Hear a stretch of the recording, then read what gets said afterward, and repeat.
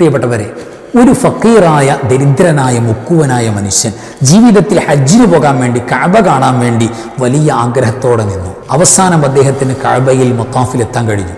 അവിടെ എത്തിയപ്പോൾ അദ്ദേഹത്തിൻ്റെ കണ്ണിൽ അവിടെ യാത്രക്കാരുടെ ആരുടെയോ ഒരു സ്വർണ്ണമാല അദ്ദേഹത്തിന് കളഞ്ഞു കിട്ടി. ആ സ്വർണ്ണമാല കൊണ്ട് അദ്ദേഹത്തിൻ്റെ ദാരിദ്ര്യം നീങ്ങും, ചെറിയൊരു കച്ചവടമൊക്കെ തുടങ്ങാം, അതിനുള്ള സമ്പത്തുണ്ട്. പക്ഷേ അദ്ദേഹം അതിൻ്റെ യഥാർത്ഥ അവകാശിയെ കൊണ്ടുപോയി അദ്ദേഹത്തിൻ്റെ കയ്യിലേക്ക് കൊടുക്കുന്നുണ്ട്. കൊടുത്തതിന് ശേഷം പിന്നെ നടക്കുന്ന അത്ഭുത ചരിത്രം നമ്മളെയൊക്കെ ആശ്ചര്യപ്പെടുത്തും. മാത്രമല്ല, നമ്മുടെ ജീവിതത്തിൽ പല മേഖലകളിലും അള്ളാഹുവിൻ്റെ സഹായം തുറന്നു കിട്ടാൻ നമ്മൾ പാലിക്കേണ്ട സത്യസന്ധതയും നമ്മൾ അള്ളാഹുവിൻ്റെ മുന്നിൽ കാര്യങ്ങൾ ഏൽപ്പിച്ചാൽ അള്ളാഹു നമുക്ക് തരാൻ പോകുന്ന സമ്മാനത്തിൻ്റെ വഴികൾ, ഈ അത്ഭുതകരമായ എക്സ്പീരിയൻസ് ഈ ചരിത്രത്തിലുണ്ട്. ഈ വിഷയങ്ങളുമായി ബന്ധപ്പെട്ടാണ് ഇന്നത്തെ ക്ലാസ്സിൽ നമ്മൾ സംസാരിക്കുന്നത്. അസ്സലാമു അലൈക്കും വറഹ്മത്തുള്ളാഹി വബറകാതുഹു. ബിസ്മില്ലാഹി വൽഹംദുലില്ലാഹി മാഷാ അല്ലാഹ് ലാ ഖുവത ഇല്ലാ ബില്ലാഹ്. അല്ലാഹുമ്മ സ്വല്ലി അലാ സയ്യിദിനാ മുഹമ്മദിൻ വഅലാ ആലി സയ്യിദിനാ മൗലാനാ മുഹമ്മദ്. അൽഹംദുലില്ലാഹ്. അല്ലാഹു ഒരു ലോക ആഫിയത്തും ബറക്കത്തും സലാമത്തും നമുക്കൊക്കെ പ്രദാനം ചെയ്യട്ടെ. നമ്മുടെ വേണ്ടപ്പെട്ടവർ, പ്രത്യേകിച്ച് അൻവാർ ഫൈസിൻ്റെ കുടുംബം, കമൻറ്റിൽ സന്തോഷം പറയുന്ന, കൽബ് നിറച്ച് ദുആ ചെയ്യുന്ന, നമ്മുടെ ക്ലാസ് കേൾക്കുന്ന, മറ്റുള്ളവർക്ക് ഷെയർ ചെയ്യുന്ന എല്ലാവർക്കും അല്ലാഹു റഹ്മത്തും ബറക്കത്തും സലാമത്തും ആഫിയത്തും എല്ലാ പ്രയാസത്തിൽ നിന്നും അള്ളാഹു നൽകട്ടെ. നമ്മുടെ മരിച്ചവർക്ക് അള്ളാഹു ജന്നത്ത് കൊടുക്കട്ടെ. എല്ലാ മുഅ്മിനീകൾക്കും മഗ്ഫിറത്ത് കൊടുക്കട്ടെ. ആമീൻ യാ റബ്ബൽ ആലമീൻ. അൽഹംദുലില്ലാഹ്. പ്രിയപ്പെട്ടവരെ, അയ്യാമു തശ്രീഖിൻ്റെ 2-ാമത്തെ ദിവസം, അതായത് ദുൽഹിജ്ജ 12-ാമത്തെ ദിവസത്തിൽ നമ്മളുള്ളത്. പരിശുദ്ധമായ ദുൽഹിജ്ജ മാസം എന്ന് പറഞ്ഞാൽ, ബലിപെരുന്നാൾ എന്ന് പറഞ്ഞാൽ, ഈ 2-ാം പെരുന്നാൾ 3-ാം പെരുന്നാൾ എന്നൊക്കെ പറഞ്ഞാൽ അതിൻ്റെ സന്ദേശം നമ്മൾ പറഞ്ഞിട്ടുണ്ട്. പെരുന്നാൾ സന്ദേശമായി പറഞ്ഞു, തവക്കൽതു അലല്ലാഹ്. ഇങ്ങനെ കേവലം ദിക്റിലല്ല, ചൊല്ലലിലല്ല, പറയലിലല്ല, ജീവിതത്തിൽ നമ്മുടെ ജീവിതം കൊണ്ട് തവക്കുൽ തെളിയിച്ചാൽ ഉറപ്പായും നമ്മൾ ഒരു മേഖലയും പരാജയപ്പെടില്ല. അങ്ങനെ ജീവിതത്തിൽ തവക്കുൽ സമർപ്പണമുണ്ടായ ഒരു ചെറുപ്പക്കാരൻ്റെ കഥ, പ്രിയപ്പെട്ടവരെ, നമ്മളെല്ലാം അത്ഭുതപ്പെടുത്തുന്ന ഒരു അനുഭവ എക്സ്പീരിയൻസ് അദ്ദേഹത്തിൻ്റെ ജീവിതത്തിൽ നമുക്ക് കാണാൻ പറ്റും.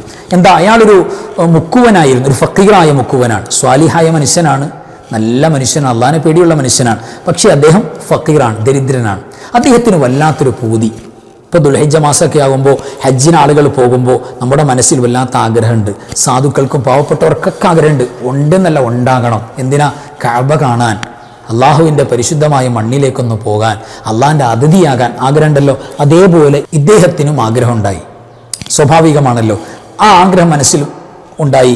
ആ ആഗ്രഹത്തിൻ്റെ പിന്നാലെ അദ്ദേഹം കഷ്ടപ്പെട്ട് അധ്വാനിച്ച് കുറേശ്ശെ നീക്കി വെച്ച് കുറച്ച് പൈസ സമ്പാദിച്ചു.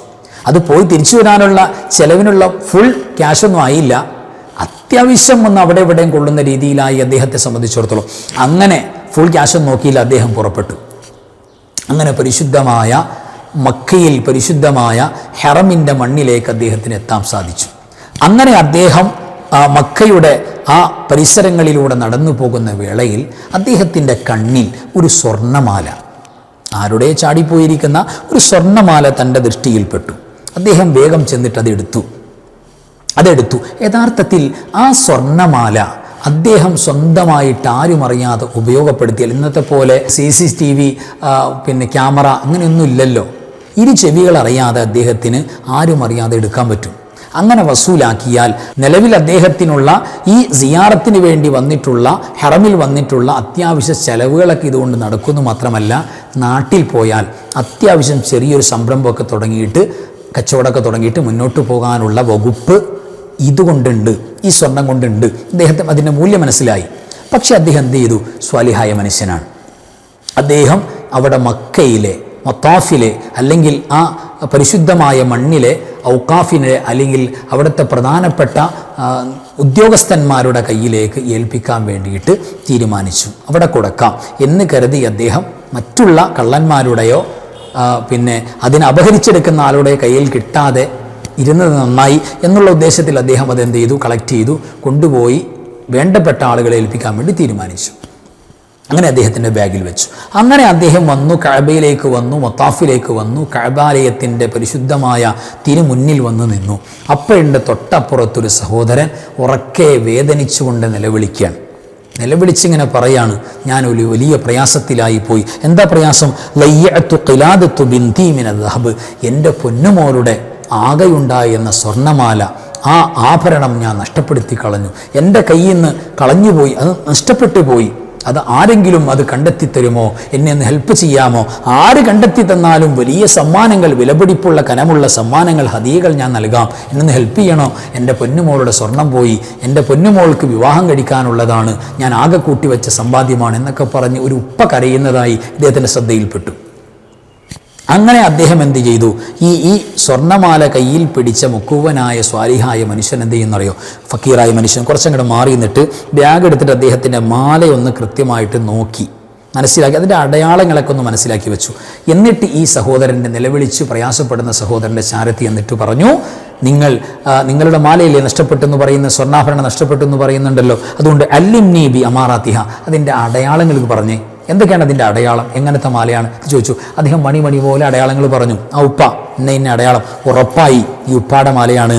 അങ്ങനെ ഉപ്പാക്ക് കൈമാറി. അൽഹംദുലില്ലാ, ഇതെനിക്ക് കിട്ടിയതാണ്, സന്തോഷത്തോടെ നിങ്ങളെ ഞാൻ ഏൽപ്പിക്കുകയാണ് എന്ന് പറഞ്ഞു. ഉപ്പ അത് വാങ്ങിയപ്പോൾ അൽഹംദുലില്ലാ ഒരു പെരുത്ത് സന്തോഷമായി.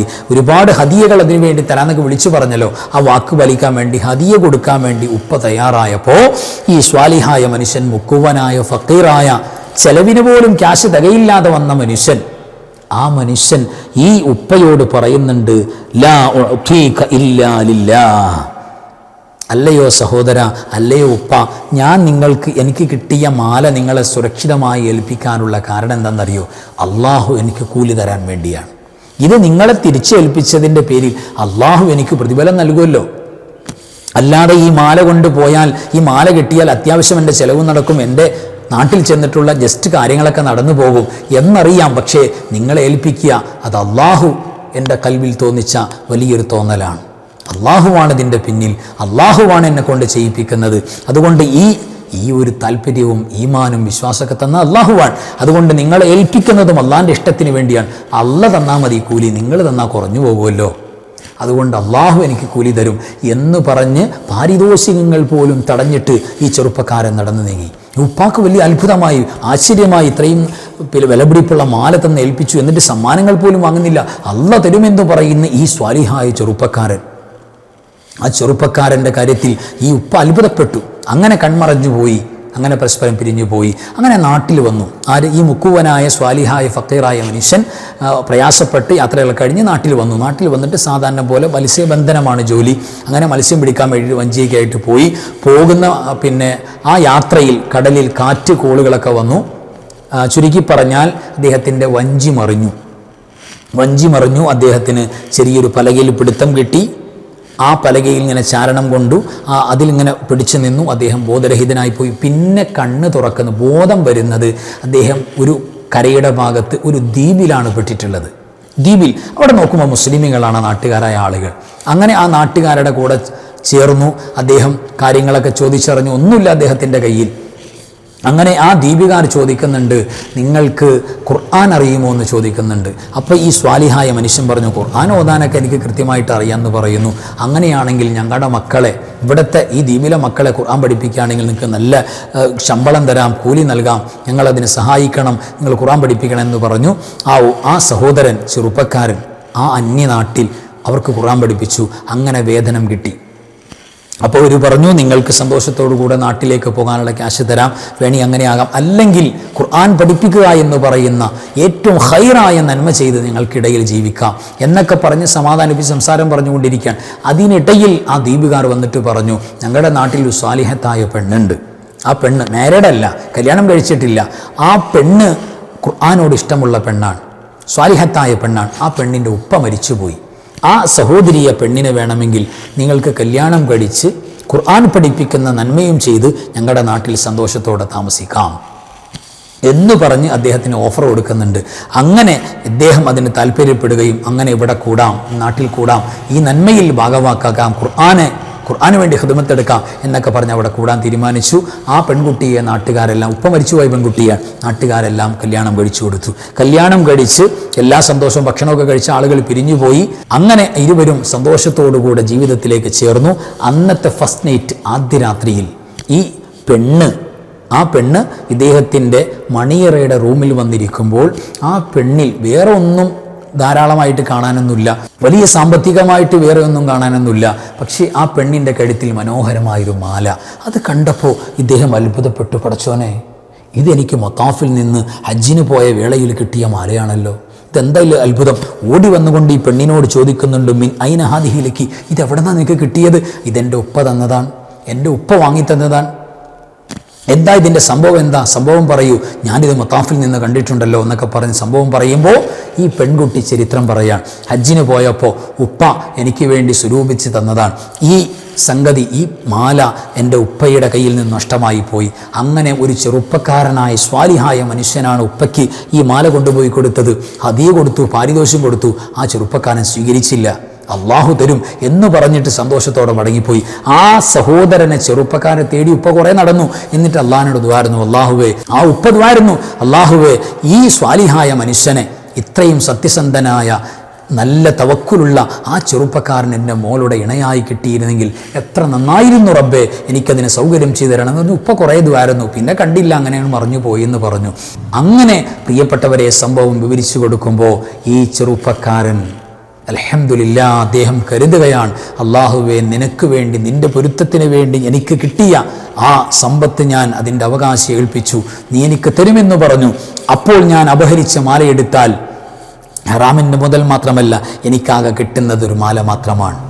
ഞാൻ കല്യാണം കഴിച്ചിട്ടില്ല, വീടില്ല, ജോലിയില്ല, വരുമാന മാർഗങ്ങളില്ല, ഇതൊന്നുമില്ല, എനിക്ക് മാല മാത്രമാണ്. ഇവിടെ അള്ളാഹു തിരിച്ചു കൊടുത്തത് ജോലിയും വീടും നാട്ടുകാരും സ്വാലിഹത്തായൊരു ഭാര്യയെ, ആ ഭാര്യയുടെ കയ്യിൽ അന്ന് അദ്ദേഹം സൂക്ഷിച്ച് തിരിച്ചേൽപ്പിച്ച ആ മാലയുൾപ്പെടെ ഇയാളുടേതായി. അപ്പോൾ അള്ളാഹു പകരം കൊടുക്കുന്നത് ഒന്നു മാത്രമല്ല, ഒരു വിശ്വസ്തത അള്ളാഹിൻ്റെ മുന്നിൽ പ്രകടിപ്പിച്ചപ്പോൾ, എല്ലാം അള്ളാഹുവിലേക്ക് പരമേൽപ്പിച്ചപ്പോൾ എല്ലാം അള്ളാഹു കൊടുത്തു. അതാണ് ഇന്നല്ലാഹ ബാലിഗു അംരി. അതാണ് അള്ളാഹുവിൻ്റെ നിലപാട്. അങ്ങനെയാണ്. അല്ലാഹു വമൻ യതവക്കൽ അലല്ലാഹി ഫഹുവ ഹസ്ബു. അള്ളാഹുവിലേക്ക് ഏൽപ്പിച്ചാൽ അവൻ മതിയാകും. ഏതു കാര്യത്തിനും, നമ്മുടെ ആരോഗ്യകാര്യം, ജോലിയുടെ കാര്യം, നമ്മുടെ വരുമാന കാര്യം, മക്കളുടെ കാര്യം, ഏത് കാര്യവും നമ്മൾ ഏൽപ്പിക്കേണ്ടത് ആരെയാണ്? എല്ലാറ്റും കഴിവുള്ള അള്ളാഹുവിനാണ്. അള്ളാഹുവിനെ ഏൽപ്പിച്ചാൽ അത് മതി, അള്ളാഹു മതി, നമുക്ക് അള്ളാഹിൻ്റെ സഹായം ഉണ്ടാകും. അപ്പോൾ ജീവിതത്തിലുടനീളം അള്ളാഹുവിന് വേണ്ടി നമ്മൾ സത്യസന്ധരായാൽ, അള്ളാഹുവിന് വേണ്ടി നമ്മൾ തവക്കുൽ ചെയ്താൽ, അള്ളാഹ് തരുമെന്ന ബോധ്യമുണ്ടായാൽ, നമ്മൾ ഏത് ലോകത്തിൻ്റെ മൂലയിൽ മുക്കിൽ പോയാലും അള്ളാഹു നമ്മളെ പ്രൊട്ടക്റ്റ് ചെയ്തുകൊണ്ട് സംരക്ഷിച്ചുകൊണ്ടേയിരിക്കും. അള്ളാഹു നമുക്കെല്ലാം തരും. ഏൽപ്പിക്കേണ്ടത് അള്ളാഹുവിനെയാണ്. ആ ഒരു മാനസികാവസ്ഥയിൽ നിന്ന് മാറിയിട്ട് നമ്മൾ സമ്പത്തും സൗകര്യങ്ങളും ആൾബലവും സൈന്യബലവും അല്ലെങ്കിൽ നമ്മുടെ പാർട്ടി ബലമൊക്കെ എനിക്ക് പിടിച്ചു നിൽക്കാൻ തൽക്കാലം സൗകര്യമുണ്ട് എന്നുള്ള നിലയിലാണെങ്കിൽ, തവക്കുൽ നമ്മൾ റിവേഴ്സ് നിന്നാൽ നമുക്കൊന്നും ഉപകാരപ്പെടില്ല. എല്ലാം നമ്മുടെ തലക്ക് മീതെ തകർന്ന് തരിപ്പണമാകും. ഇതാണ് ഈ ചരിത്രപാഠം. കഴിഞ്ഞ ദിവസം കേട്ടപ്പോൾ ഭയങ്കര ഒരു അത്ഭുതം തോന്നി. അൽഹംദുലില്ലാ. അപ്പോൾ ഈ തരത്തിൽ പ്രിയപ്പെട്ടവരെ, നമ്മുടെ ജീവിതം, നമ്മുടെ മനസ്സ് പാകപ്പെടണം. എല്ലാം അല്ലാഹുവിലേക്ക് ഏൽപ്പിക്കണം. സത്യസന്ധരാകണം. വകൂനൂ മഅസ്വാദിഖീൻ യാ അയ്യുഹല്ലദീന ആമനൂ. അല്ലയോ വിശ്വാസികളെ, ഈമാനുള്ളവരെ, നിങ്ങൾ ഈമാനുണ്ടെന്ന് പറഞ്ഞങ്ങോട്ട് പോയാൽ പോരാ. കൂനൂ മഅസ്വാദിഖീൻ, സത്യസന്ധരായ ആളുകളുടെ കൂടെ ചേരണം. നിങ്ങൾ സത്യസന്ധരാകണം. ജീവിതത്തിൽ, പ്രവർത്തനത്തിൽ, സംസാരത്തിലെല്ലാം അള്ളാഹു അങ്ങനെ ആക്കിത്തരട്ടെ നമ്മുടെ മനസ്സ്. ആമീൻ യാ റബ്ബൽ ആലമീൻ. വആഖിറു കലാമി അൽഹംദുലില്ലാ. അസ്സലാമു അലൈക്കും വറഹ്മത്തുള്ളാഹി വബറകാതുഹു. ബിസ്മില്ലാഹി മാ ശാ അല്ലാഹ് ലാ ഖുവത ഇല്ലാ ബില്ലാഹ് മാ ശാ അല്ലാഹ് കുല്ലു നിഅമതിൻ മിനല്ലാഹ് മാ ശാ അല്ലാഹ് അൽ ഖൈറു കുല്ലുഹു ബിയദില്ലാഹ് മാ ശാ അല്ലാഹ് ലാ യസ്രിഫു السوء إلا الله بسم الله ما شاء الله لا قوة إلا بالله ما شاء الله كل نعمة من الله ما شاء الله الخير كله بيد الله ما شاء الله لا يصرف السوء إلا الله بسم الله ما شاء الله لا قوة إلا بالله ما شاء الله كل نعمة من الله ما شاء الله الخير كله بيد الله ما شاء الله لا يصرف السوء إلا الله